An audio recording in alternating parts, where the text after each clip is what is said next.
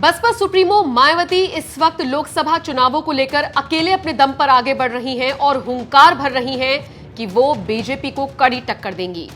अब सोचिए, एक तरफ महागठबंधन है जिसको इंडिया नाम दिया गया है, दूसरी तरफ बीजेपी है जिसके पास सबसे बड़ा चेहरा देश के प्रधानमंत्री नरेंद्र मोदी हैं, और तीसरी तरफ मायावती अकेले अपने दम पर आगे बढ़ने की बात कह रही है। यूपी की 80 लोकसभा सीटों पर मायावती ने अकेले चुनाव लड़ने का ऐलान कर दिया है।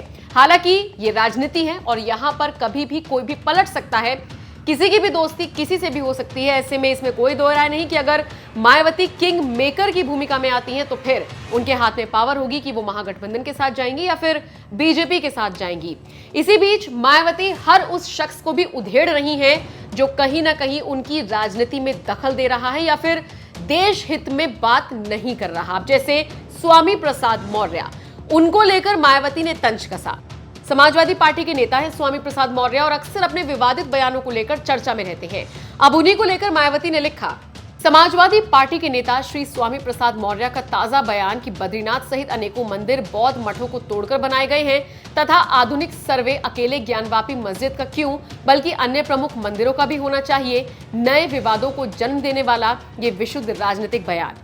अपने दूसरे ट्वीट में मायावती ने लिखा, जबकि श्री मौर्य लंबे समय तक बीजेपी सरकार में मंत्री रहे, किंतु तब उन्होंने इस बारे में पार्टी व सरकार पर ऐसा दबाव क्यों नहीं बनाया, और अब चुनाव के समय ऐसा धार्मिक विवाद पैदा करना उनकी व सपा की घिनौनी राजनीति नहीं तो क्या है।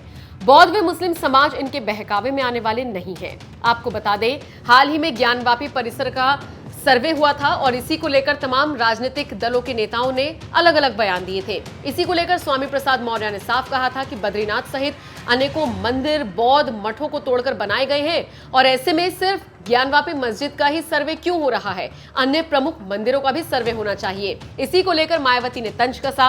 उन्होंने कहा कि वो तो खुद बीजेपी सरकार में मंत्री रहे हैं, उस वक्त तो उन्होंने अपनी सरकार पर अपनी पार्टी पर दबाव नहीं बनाया, लेकिन अब वो धार्मिक विवाद पैदा करना चाहते हैं और इसीलिए समाजवादी पार्टी घिनौनी राजनीति कर रही है। मायावती ने जिस तरह से स्वामी प्रसाद मौर्य को लताड़ा, उसको लेकर अब कुछ यूजर्स ने कहना शुरू कर दिया है कि सीधे सीधे अगर आपको बीजेपी का पक्ष लेना है तो आप वैसे ही ले लीजिए, समाजवादी पार्टी के नेताओं को टारगेट क्यों कर रही है।